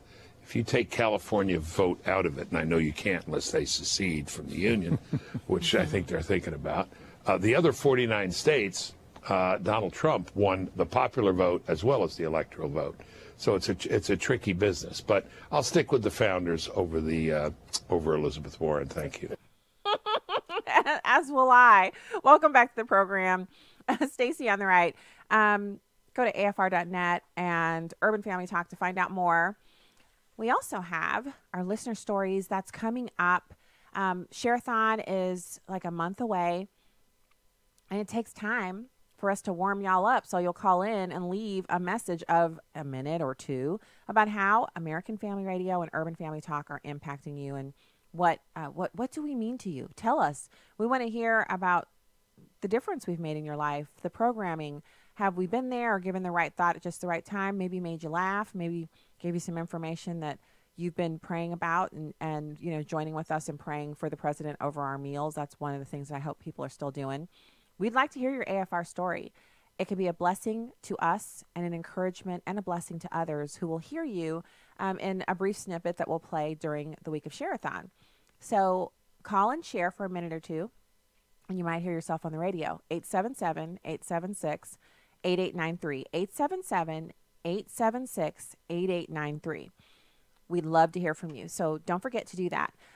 So you were just listening to Bill Bennett saying that there is a reason for the Electoral College, and he goes all the way back historically and speaks about Alex de Tocqueville and France, and how Paris was basically the only place that mattered was Paris, France. So if you wanted to be elected to something, you didn't have to go all over France and run a campaign or speak to voters or anything. You just had to get Paris, and that was it for you. And if we went to the popular vote, the only places that would matter would be California and, well, California, Texas, Florida, and New York. Those are the states that would matter. Illinois would not, because they, even though they have Chicago, which is a big, huge Democratic stronghold, they have lost so much population from their state recently because of their horrible corruption and graft and everything else they have going on there, the high taxes, everything, that they're not a player in this game anymore. So he's right. And, you know, speaking of secession, there's this bunch of states who formed what they call a U.S. Climate Alliance. Again, do we see anything like this with the Republicans? The worst the Republicans did back when Barack Obama was the president was the Republican National Governors Association. They meet all the time anyway. It's not like they met just because Barack Obama was the president, but they got together and they were trying to do something about illegal immigration, which President Obama promptly squashed them and said, this is a federal issue and there's nothing you can do about it. And I'm still shipping refugees to your state. So, beat it. Don't say anything else. He totally strong-armed the governors of this country. But they did get together and meet a couple times about illegal immigration and other issues that were really important to their constituents. But that's it. No coup. People always talk about Texas seceding. It's a part of talking about Texas. But nothing really came of that either. So Governor Inslee was talking about the states in the U.S. Climate Alliance. He said they haven't yet moved to become their own separate nation, but if they did, and he starts giving some statistics. Now, why would they be in a climate alliance? Because President Trump said, there's no way I'm transferring multiple billions of dollars of U.S. wealth to Europe and other nations under the guise of climate change. So he pulled the United States out of the Paris Climate Accords. You guys remember that? It was such a huge victory for those of us who knew what it was. And so in response to that, a bunch of Democratic governors got together and said, well, we're still doing everything in the Climate Paris Accords. We're going to do it. We're going to do the Paris Climate Accords. We're going to do what we're going to do. So you can't stop us, President Trump. You're not our president. We're the resistance, even though we're governors and whatnot. So a part of that is that they have this U.S. Climate Alliance. Doesn't that sound like something out of Star Wars? Anyway, here's number 6. He explains this whole thing. I led the creation of the United States Climate Alliance that now has 21 states that are committed to meeting the Paris agreements. And we did this for one reason. We wanted to show the rest of the world that there is intelligent life in the United States. And we have succeeded because nobody really has followed Donald Trump. And by the way, this is a big deal. These 21 states, if we were a separate nation, and I'm not suggesting that at the moment, but if we were a separate nation, we would be the 3rd largest economy in the world. Really, bro? Y'all be the 3rd largest? Okay. So first things first, aren't you kind of wondering if there are any Republicans in that group? Let me see. Yeah, I did print something out here. I'm just going to take a look, see if that's on here. The 21 states, if we were a separate nation, and this is Governor Inslee talking to Vox reporter Jane Coaston. If we were a separate nation, we would be the 3rd largest economy in the world.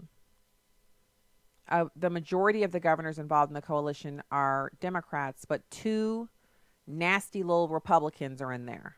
Yeah, I said it. Who in their right mind would be like, let me join together with the Democrats and oppose the president? Apparently 2 Republicans. They can always find 2. We got 2 of these turncoats in the U.S. Senate. And I know that Susan Collins finally found her spine and stood up to her friends on the Democratic side for Kavanaugh. I know she did that. But it's not enough to redeem her. Yes, it was good that she did it, and I gave her kudos at the time, but she's still a turncoat. She doesn't know the definition of a Democrat and the definition of a Republican and the differences between the two. If those differences smacked her upside the face repeatedly, she would still be like, who are you? Were the differences between the 2-party platforms. She'd say, who are you? Unable to comprehend that she says she's a Republican. So I keep looking at this. Let me go here real quick. I can't take this anymore. I'm going to go to the website where I found this story. Award-winning Washington Free Beacon, y'all know. And I'm going to pull this up so I can tell you, because they have the list of the U.S. Climate Alliance. They have that on here. And so just one second here. I'll be to it in just one second. United States Climate Alliance. Who's in it? All the usual suspects, I betcha. So the governors who are a part of this, Gavin Newsom, Jared Polis, Ned Lamont. I'll skip down to some people who are interesting.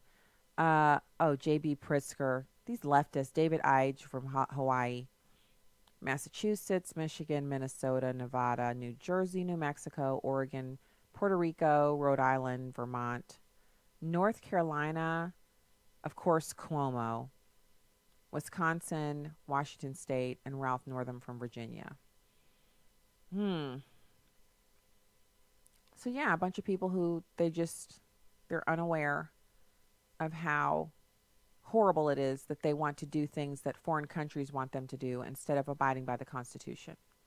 And instead of saying, we lost the election and the president pulled us out of the climate accords. And what we need to do is focus on figuring out how we can win next time. Now, Governor Inslee wasn't done saying silly things. He's the governor of Washington, Jay Inslee. He also said that climate change can't be solved unless the Senate filibuster and the Electoral College are both eliminated.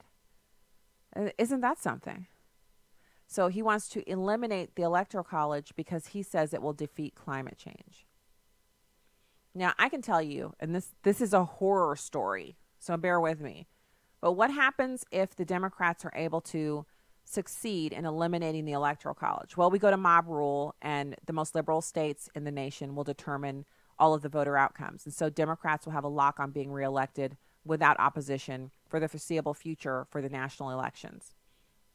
At that point, when they have control of everything, they would eliminate the Second Amendment. They would eliminate, the First Amendment would be greatly curtailed. They would, the same types of policies you see on campus universities all over the country where you're penalized for your speech, that would be happening all over the country. And they would elevate homosexual behavior to a protected class so that churches would have to hire homosexuals and we could no longer preach the word of God, the truth about homosexuality. Those are just a few of the things that would happen right away. And when conservatives tried to go against it, the Democrats in charge would not hesitate to mobilize the U.S. National Guard, the U.S. military, and SWAT in armored vehicles. All of those would be mobilized against conservatives who decided to dare stand up to it. I think it would be the precursor to a hot civil war. I think there'd be people who'd say, you know what, we're not doing that here. And you would start to see, violent confrontations. Can Americans win against a heavily armed government? I don't know. I've read some of the books. Kurt Schlichter has been on the show many times, and he's a friend, and he's written a fictional series about a scenario similar to that. It's Hillary Clinton becomes the president, and, the story picks up a couple decades after she's president, and America has split off into 3 sections. The coasts are the liberal parts, and they're one country, and the center of the country is, the traditional America still living by a constitution and all of that.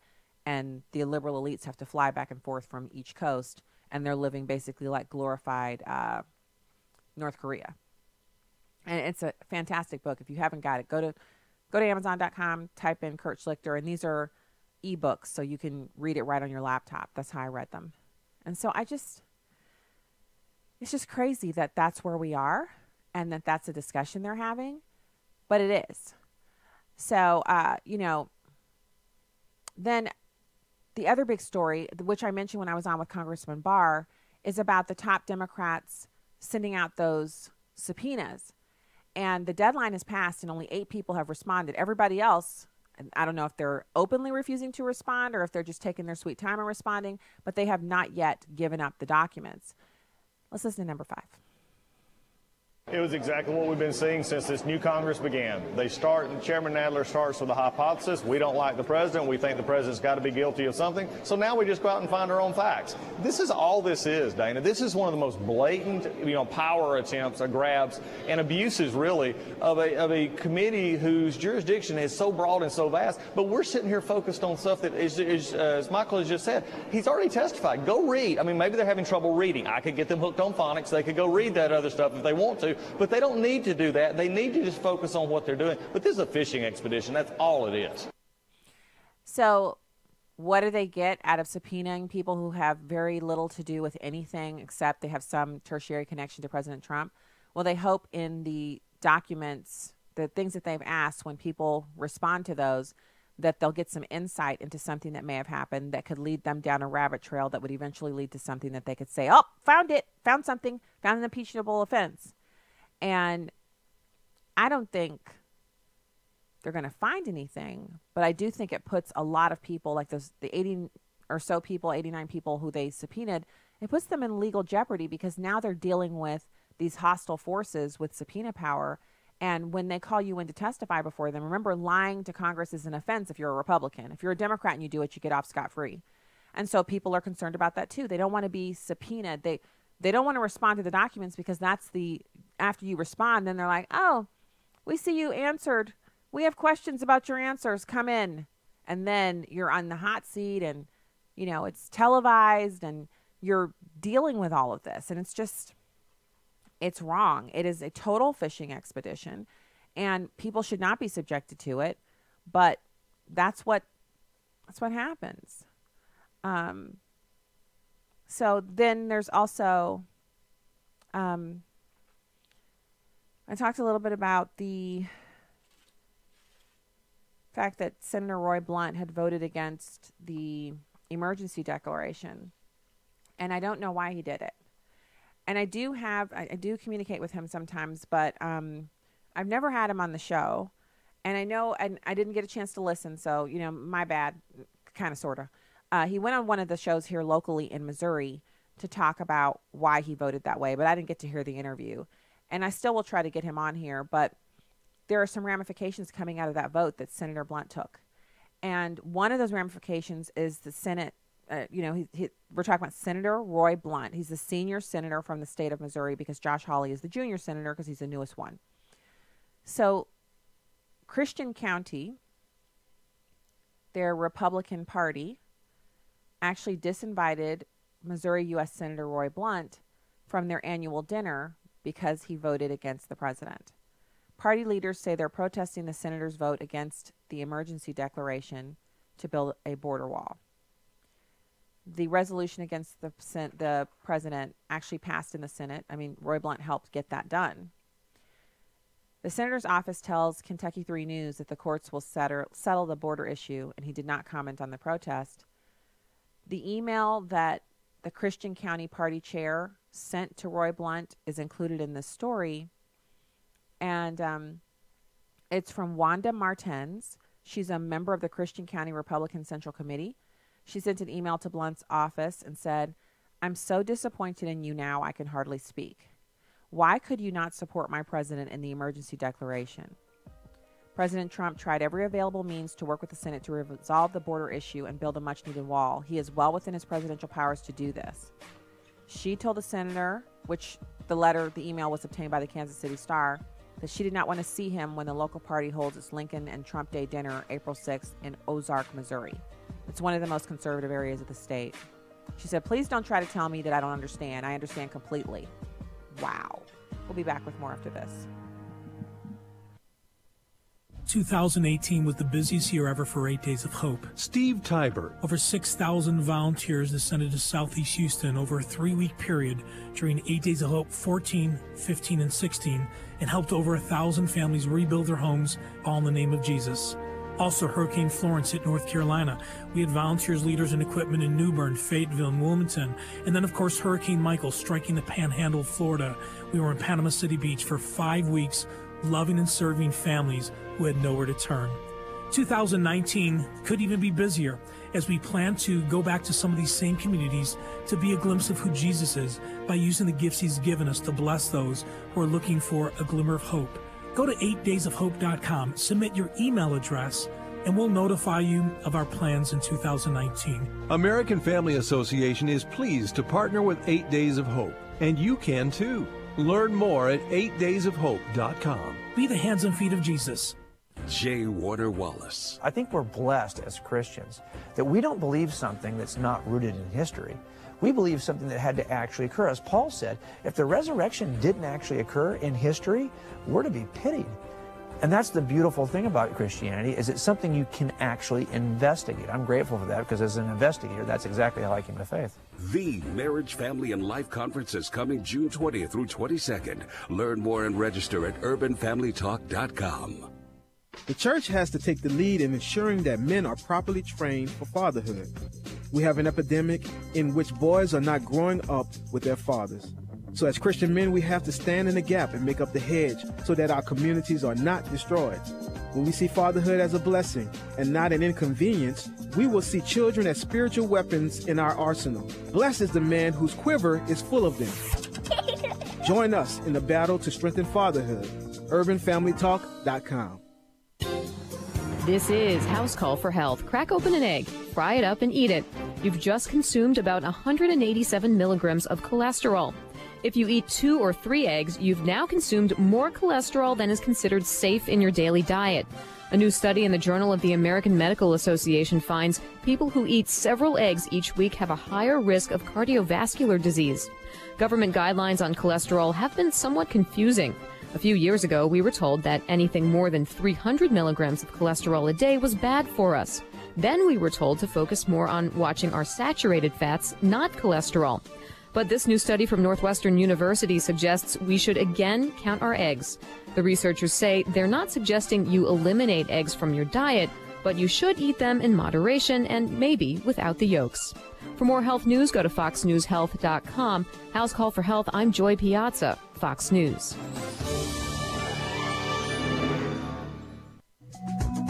You can download episodes of Stacy on the Right from the podcast page on AFR.net or UrbanFamilyTalk.com.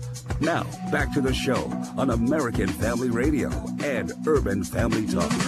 Court documents kind of tell the story of a couple phone calls, a couple emails, $250,000, and a college-bound freshman who had absolutely no idea what was going on. It is just another picturesque street in the town of Ross, and it is just another set of parents accused in this scandal. Diane Blake, a retail executive, and her husband, Todd, an investor entrepreneur. Now, according to prosecutors, the Blakes reached out to the people running the scheme in early 2017, asking if there was a way to get their daughter into the University of Southern California.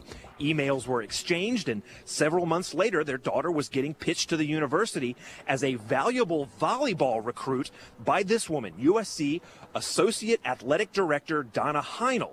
Now, the complaint alleges that the daughter's volleyball credentials were embellished, and in turn, the Blakes wrote a check to USC Women's Athletics for $50,000. Then, in January of 2018, a donation of $200,000 to the foundation run by Rick Singer, the man said to be at the middle of all of this. Now, in March, Todd Blake celebrated his daughter's USC admission on Twitter, but not long after that, there were signs of trouble. An audit had investigators looking into those donations and ultimately the admissions scandal as a whole, at which point one person involved reached out to the Blakes, alerting them to the probe. And in a recorded phone call, Diane Blake responds to the threat of an inquiry by saying, quote, "Yikes, I mean, our daughter doesn't even know." So welcome back to the program. Go to AFR.net, UrbanFamilyTalk.com, StacyOnTheRight.com, and you can subscribe at all of those places. You can also find out more about me and the content that I put out at Stacy on the Right on Twitter and Instagram. So I want to finish the last line of this letter from this party chair, local party committee events chair. And she wrote this letter. She said, please don't try to tell me that I don't understand. I understand you completely. I hate it when someone calls you the establishment and that you were part of the swamp. But maybe they were right. Martin's is the one who rescinded Blunt's invitation. Now, it's possible for other Republican parties in Missouri, local parties, the committee chairs, to follow suit, and for there to be a time of reckoning for Roy Blunt. The interesting thing about Roy Blunt, if you're outside of the state of Missouri, which I know a huge part of this audience is, obviously, is that you don't realize how he came to be the senator from the great state of Missouri. He ran this outstate campaign that was just epic. He visited every county in the state of Missouri 3 times during his campaign. He started off in the very earliest parts of the campaign. He went to the Hilton, the Frontenac Hilton, which is this huge, gorgeous hotel it has an enormous meeting space, and they have a lot of events there. And he was in the lobby, which is a very large open area, and they have these oversized chairs. It's like a room sized up for giants with these giant-sized chairs in them and this giant coffee table. And I remember getting invited to go over there and chat with him, and he said I could ask him any questions, and he was specifically concerned because at the time I was an elected school board member, but by then I had tens of thousands of followers on Twitter and Facebook, and I had a real presence. And if I'd said I'm not for Roy Blunt, it would have been a negative impact. And I knew that was why he asked me over to chat, and so I asked him some questions about school choice and his positions on that. And his answers were good. I mean, I wasn't bedazzled, but he's never been that kind of a candidate who does, like, you know, huge rally speeches and, you know, people are like chanting and all that. He's a very serious, solid candidate at the time. And so we were talking, and when we got done talking, he said, I hope that this is the beginning of a long and fruitful, you know, relationship, open communication between us, because I know you speak for a lot of people. And I said, I know if you get elected, you're going to speak for all of us on the right. And so I said, I hope you're ready for that. And he was like, I'm ready for it. And I appreciate your time today. And since then we have, he's, you know, he has open communication. It's been a little less since President Trump was elected, but, you know, I feel like he's accessible. I don't understand his vote on, and I get that having 2 Republican senators, he might be looking ahead at his reelection and saying, you know, could this bode poorly for me? Josh Hawley's the new kid. He's a charismatic kind of a guy, and he's, you know, very publicly and ardently a supporter of the president. So maybe I need to tack to the middle a little bit. And these kinds of machinations and strategy, that type of stuff, that's all well and good for you if you're the elected official and you've got a campaign to run. But I'm over here, I'm a voter, and I'm a Missouri resident, and I see the impact of illegal immigration on our state. The impact is that we have hot spots in the city of St. Louis where drug lords fight over turf.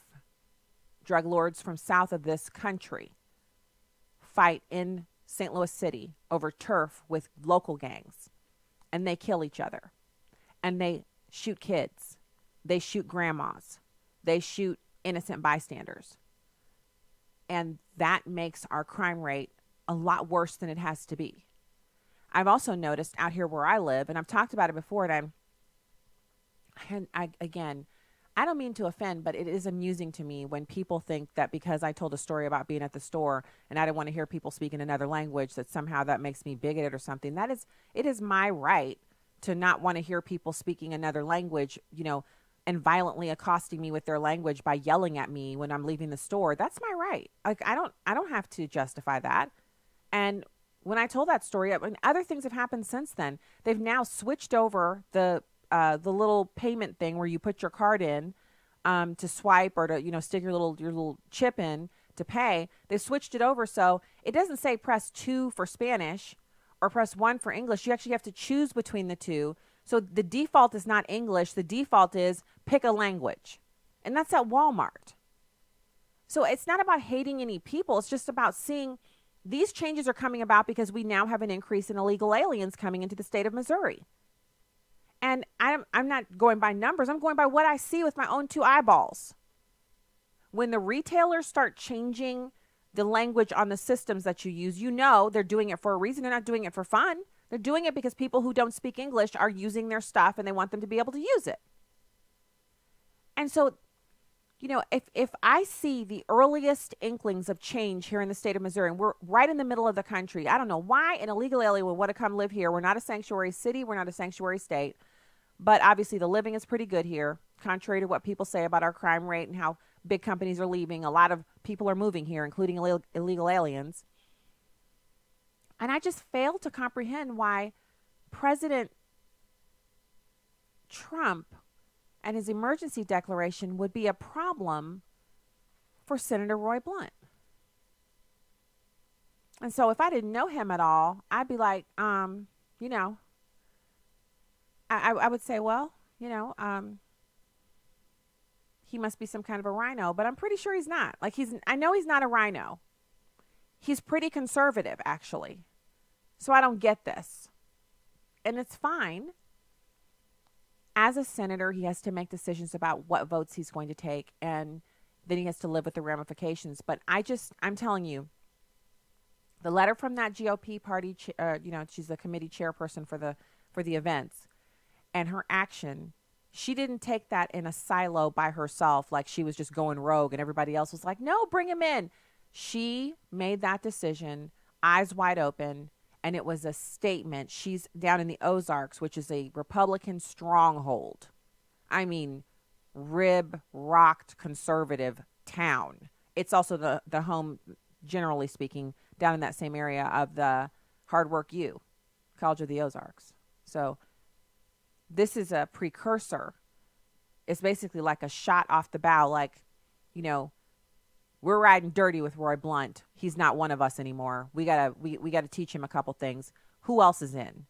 And that's what starts the ball rolling for others to do the same. I don't know if they will, but I just see it as her making a statement, and she's not doing it alone. So I just wonder what does he plan to do to patch this up? Because these are areas like when he was running, I remember we made 2 kind of outstate driving trips during that campaign season. And both times, and they were in opposite directions in the state, and both times I saw the further out of St. Louis we got, the bigger the Roy Blunt signs got. There were Roy Blunt signs on the side, you know, when you're driving down the highway and you've got the green space and it's land that's owned by some person. You don't know who owns it or whose house it is. And there would be a sign that was literally 50 feet by 10 feet, staked in well. So it's, you know, like not moving against the elements. Roy Blunt for U.S. Senate. It would be on the side of the highway. Far off, so it's not on the easement or on any public property. It's on private property, but is a huge sign. And this was the situation all over the state. And so that's why I don't understand why, after all that campaigning and all that goodwill and all that work and all those people voting for him and pushing him over the top and handily putting him in office, how he could go against President Trump. The state of Missouri went for President Trump by over 18 points in 2016. Yeah. Talk about him in St. Louis, people will get triggered, try to push your little MAGA hat off your head. You might get some violence. But in the outstate, it's red. Red, red, red. So I don't get this. I don't get what he was doing there. I did talk a little bit about this story, this journalist who's accusing Twitter of testing a more extreme shadow ban technique on his account. So first off, Twitter admitted on Monday to removing a post from the Federalist co-founder Sean Davis. He claims the platform actually shadow banned, which is hiding content, the post. He says they hid the post. They didn't remove it. The post was about Lisa Page's congressional testimony, and it was shown as an active post when David looked at it on his account. But the URL actually displayed the same way as a deleted tweet for other users, making it invisible to the public. So you know what this is. When you're on Twitter, when someone tweets something, the link appears as a little box that you can click on, and it takes you out of Twitter. Well, the link that he had for Lisa Page's testimony appeared as a deleted tweet. So no one would click on it, so no one would go to the content. He said, is at Twitter experimenting with shadow bans by deleting tweets so others can't see them, but keeping them visible to you while you're logged in? I had to republish my original Lisa Page transcript tweet because it was disappeared to everyone but me. Then a day later, he published a follow-up post containing an email Twitter had sent to him, which he says admits that the post had been shadow banned. He said, our priority is to keep, this is the email that he got from Twitter. Our priority is to keep people safe on Twitter. As a part of that work, we err on the side of protecting people and sometimes mistakenly remove content that doesn't break our rules. When those mistakes happen, we work quickly to fix them, and we have corrected the issue. He said, why would Twitter remove this post but make it appear as if they had not removed it to him, the poster, the tweeter? He said, Twitter confirmed to me today via email that they did shadow ban one of my tweets about Lisa Page's congressional testimony in order to keep people safe. So he asks, is this a con or a feature? He says they also gave him no notice or explanation when they did the shadow banning, which was another tweet that he sent out about Russian interference in the elections. But worse now is how Twitter apparently gives its users the fraudulent impression that their tweets, which Twitter secretly bans, are still public. They previously denied shadow banning users, including Representative Matt Gaetz and others. Now, the president has said he would look into it, and this story is being reported over at Breitbart Tech. I just don't think it's fair to try to have the president looking into what Twitter is doing. There has to be somebody else in the government who could look into that and make it possible for them to be held accountable. But as a private corporation, you know, I just wonder how much longer we're going to be on there, right? How much longer is it going to be a viable platform for everyone to be on. Because right now it's a leftist echo chamber, and they get to have all the fun on there. And if you send something out that offends any one of their moderators, it just, as he said, it gets shadow banned. And I'm currently in a lost leader spiral where if I have 90 new followers in a week, I have 180 lost. They just disappear. 180 followers. And I have a little, it's this little service that I signed up for that's free that tracks your unfollows, but mine aren't all unfollows. Some of the accounts are being deactivated. Some of them are straight up unfollows. And the people who are doing the unfollowing are conservatives, which I'm asking myself, are they unfollowing me, or is Twitter doing something?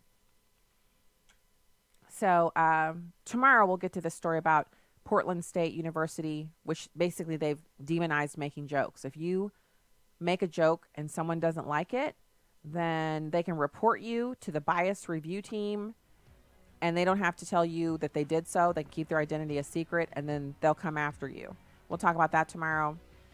And we will also delve into this Border Patrol story about them. The detention centers are full, they say, and now they're releasing the migrants into the country. Same thing they were doing under Barack Obama, only this time it's President Trump. We just got to keep praying about that issue. It's amazing how demonic this whole situation is with the border. All right, that's the show for today. God bless you. I hope you have a great night this evening. I'll be back with you tomorrow.